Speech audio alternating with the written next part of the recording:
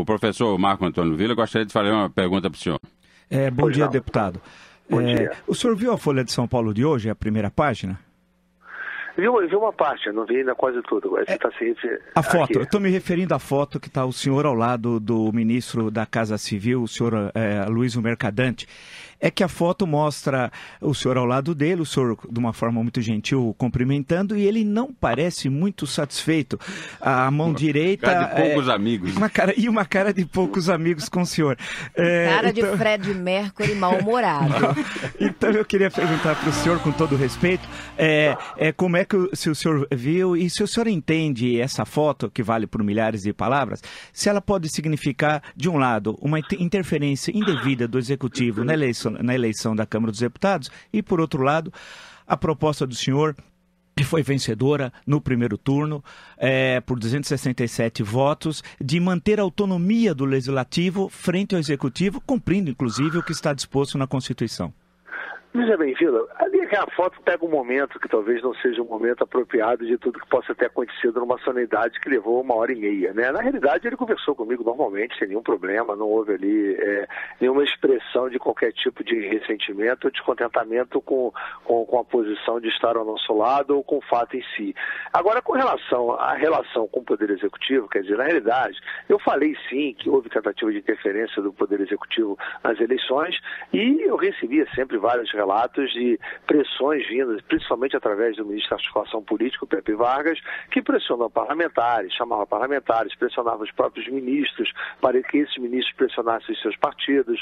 Então, houve sim uma clara tentativa de interferência, não sabemos por orientação de quem, se era uma orientação emanada do Poder Executivo ou uma atribuição isolada do ministro das Relações Institucionais. Mas, de fato, ele usava o governo nas suas argumentações e nas suas pressões. O que aconteceu é que essas pressões acabaram se revertendo a favor da minha própria candidatura, na medida em que o próprio parlamento não quer esse tipo de interferência. Então, se houve alguns que, por acaso, sucumbiram a essas pressões, esses são os menores do parlamento. E esses acabaram também sendo derrotados. A proposta que venceu foi justamente aquela da casa.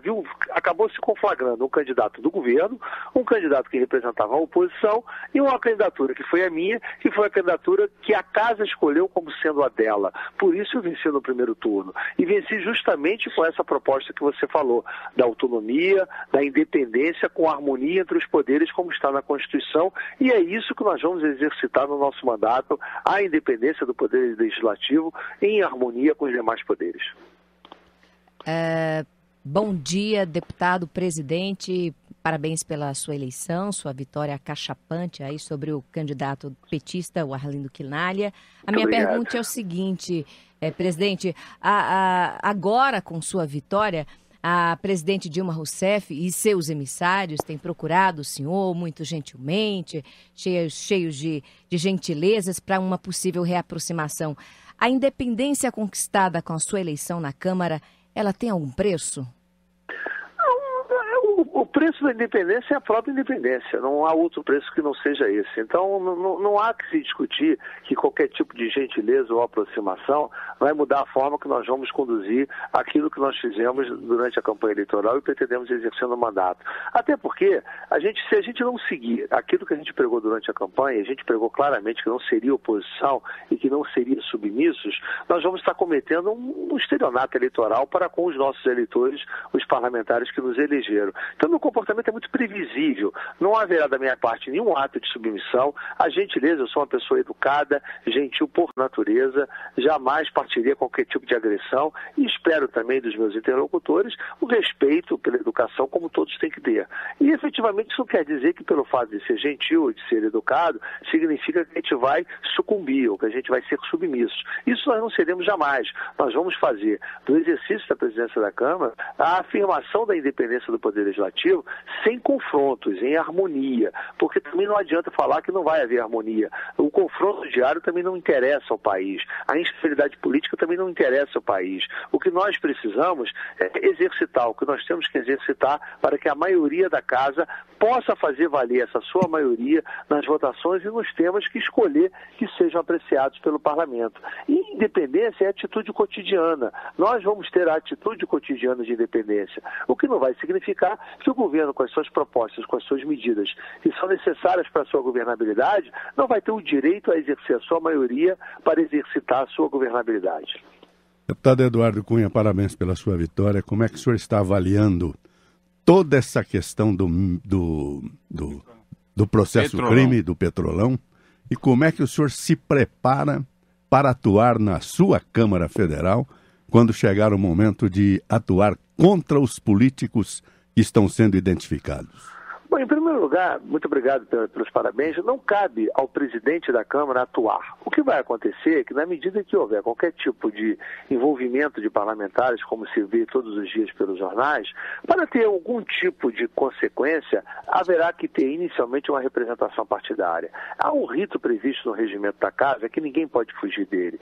A representação partidária vai diretamente ao Conselho de Ética, que designa um relator por sorteio, examina a admissibilidade da representação. Depois de votada a admissibilidade, aí sim é instaurado o processo. Ao devido contraditório, o relator vai promover um parecer que será apreciado pelo Conselho e depois esse parecer, seja condenando, seja absolvendo quem quer que seja, ele obrigatoriamente tem que ser referendado pelo plenário e com previsão de trancamento de pauta. Então não cabe ao presidente da Câmara nem andar, nem parar. O que o regimento prevê é o que nós vamos ter que cumprir.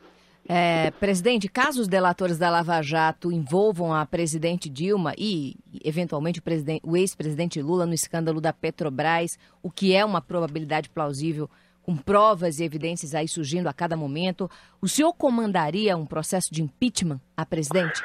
Olha, com muita clareza eu já falei isso, não há possibilidade, eu não interpreto dessa maneira e não acho que é cabível qualquer tipo de solicitação de impeachment. Então, eu entendo que mesmo que porventura seja qualquer tipo de situações que tenha ocorrido, ela se deu no mandato anterior. Esse mandato terminou em 31 de dezembro do ano passado. Nós estamos num novo mandato desde 1º de janeiro. E ninguém pode ser punido no mandato atual por ato que foi contraído ou foi supostamente feito em mandato anterior. Então, isso aí, a legislação, a Constituição tem previsões de punições ou de apreciação que independe do processo político de pedido de cassação. Então, eu não vejo cabível, eu acho que essa história é uma história que, de uma certa forma, vira quase que uma forçação de barra para poder se discutir todo dia esse tema, que eu não entendo que é o tema que tem que ser colocado na pauta do parlamento. Então, da minha parte, não há nenhuma discussão sobre qualquer tipo de processo de impeachment. Deputado, a questão de aumentar os tributos, o governo já sinalizou desde do dia 1º de janeiro o novo governo e tal. O senhor acha que é possível hoje, o senhor não só por ser presidente da Câmara, mas por conhecer profundamente o clima político de Brasília, pensar em aumentar impostos?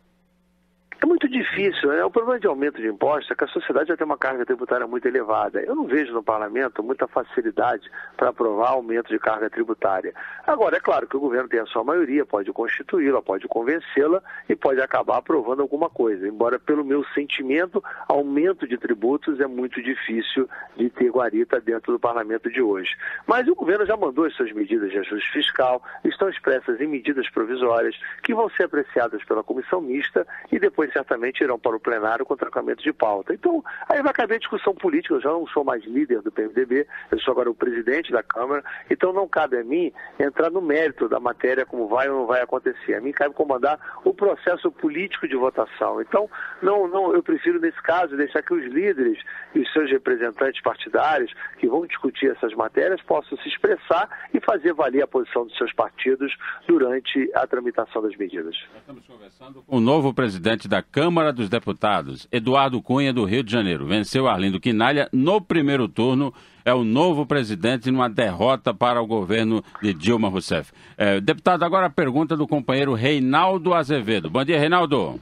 Bom dia, deputado, parabéns. Bom dia, Reinaldo, obrigado. Desempenho. Quero aqui introduzir uma nota de bom humor, mas ao mesmo tempo tratar de política. Eu li a sua entrevista na Folha de São Paulo e a repórter indagou se a Dilma Rousseff, a presidente, é sua inimiga íntima. O senhor respondeu com uma pergunta. O senhor perguntou por que íntima? O que o senhor quis dizer, deputado? Não, na verdade, eu não quis dizer nada. Foi uma brincadeira quando ela fez a pergunta inimigo íntimo. Eu não entendi o íntimo. Eu falei íntimo? Eu não entendi, porque a expressão ser inimigo e ser íntimo, ela por si só é contraditória. Eu não sou nem inimigo e nem íntimo. Então, não posso me considerar nenhum dos dois. Aí foi apenas uma transcrição que não bateu com o real conteúdo do momento. Foi quase que como uma brincadeira feita ao final de uma entrevista, e não necessariamente como um fato político, né? E mais uma questão, deputado, eu quero saber, já está decidido que o Michel Temer, vice-presidente da República, realmente está disposto a entrar na justiça para impedir a formação de um novo partido ou para impedir que se use uma janela aí que existe na legislação para a criação de partidos dessa forma desavergonhada, como se tem feito no país? O PMDB vai para a luta para valer? Não como vice-presidente da República, sim como presidente nacional do PMDB, que ele o é. Na verdade, essas fraudes que são feitas de objetivos políticos, você cria partidos fictícios, visando a fusão em sequência, ou mesmo a forma que esses partidos são criados, com assinaturas colhidas nas ruas, sem que você identifique que seja ou não eleitor, sem que seja uma filiação partidária, porque você veja só o contraditório. Você é filiado a um partido político. Como é que você vai dar apoiamento à criação de um novo partido? Ou você se filia a esse novo partido, consequentemente, você não pode ter dupla militância partidária. Então, esses apoiamentos é praticamente uma fraude, o objetivo do legislador de conseguir considerar que para criar um partido tem que ter um apoiamento com pessoas que querem fazer parte desse novo partido. Além disso, criar um partido para imediatamente fazer fusão não pode ser um objetivo de um partido político ser criado para fazer janela e imediatamente fazer fusão. Então, eu acho que não é compatível você defender a reforma política, não é coerente e, ao mesmo tempo, aceitar com passividade a criação de partidos fictícios, que não tem nenhum conteúdo programático, ideológico, nem objetivo de absolutamente reunir pessoas que vão defender o mesmo tipo de posicionamento. Só serve simplesmente para cooptar parlamentares de outros partidos que possam estar descontentes e estão presos a uma fidelidade partidária decidida pelo Supremo Tribunal Federal. Então é preciso que a gente enfrente esse problema sim, e eu acho que o Michel está certo. O senhor acha que o alvo da vez é o PMDB?